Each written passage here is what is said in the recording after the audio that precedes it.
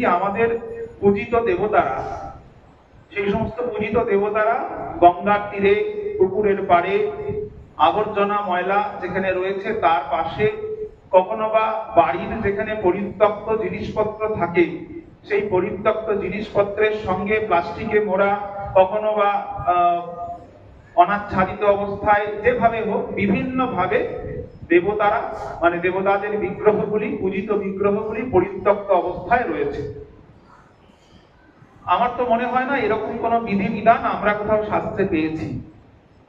শিবলিঙ্গ জলে ভাসাতে নেই এটুকুই জানি, কিন্তু এই সমস্ত বিগ্রহ মূলত আমি যদি বেদান্তের দৃষ্টিতে দেখি, যেহেতু বেদান্তের ছাত্র, আমি বেদান্তের দৃষ্টিতেই বিষয়টিকে একটু চর্চা করব, আশা করি আপনারাও বুঝবেন।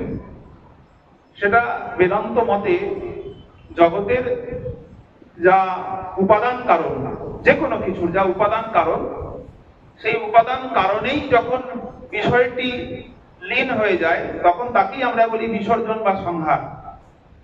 তো দেবতার বিসর্জন আমরা দুভাবে দেখি।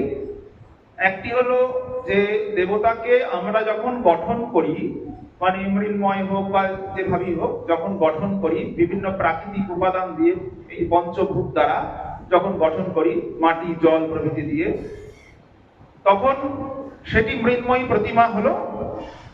অর্থাৎ এই মৃন্ময়ী প্রতিমার মূল উপাদান আমরা এই প্রকৃতি থেকে নিলাম। তাহলে যখন সেই প্রতিমাকে আমরা বিসর্জন দেব, সেই মৃন্ময়ী প্রতিমাকে, তখন আমরা সেই উপাদান কারণেই তাকে আমরা লীন করব, এটাই নিয়ম।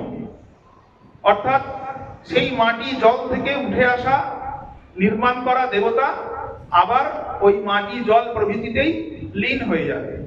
কারণ থেকে এসে কার্যরূপে অবতীর্ণ হয়ে আবার যখন তার প্রয়োজন দিয়ে যাবে তাকে আবার নিজ কারণে লীন করে দেওয়া হবে। এটাই একটি নিয়ম হওয়া উচিত। একইভাবে যেমন আমরা যখন দেবতাকে আবাহন করি, আমরা তো তাকে আকাশ থেকে আবাহন করি না, আমরা কোথায় আবাহন করি? বলা হয় পূর্ব মুদ্রায় পুষ্প নিয়ে হৃদয় সন্নিধানে ধারণ করে দেবতাকে ধ্যান করতে, মানে হৃদয়ে তার মূর্তিকে আমরা চিন্তা করছি। চিন্তা করার পর তাকে আমরা কি করছি না, তার সেই তেজময়ী মূর্তিকে আমরা শ্বাস প্রশ্বাসের মাধ্যমে আমার ওই পুষ্পাঞ্জলির মধ্যে আনছি। দেখবেন গ্রন্থে স্পষ্ট উল্লেখ করা আছে যে তাকে আমি শ্বাস প্রশ্বাসের মধ্য দিয়ে নিঃশ্বাসের সঙ্গে তিনি যেন প্রবেশ করছেন আমার পূর্ব মুদ্রায় থাকা অঞ্জলিতে।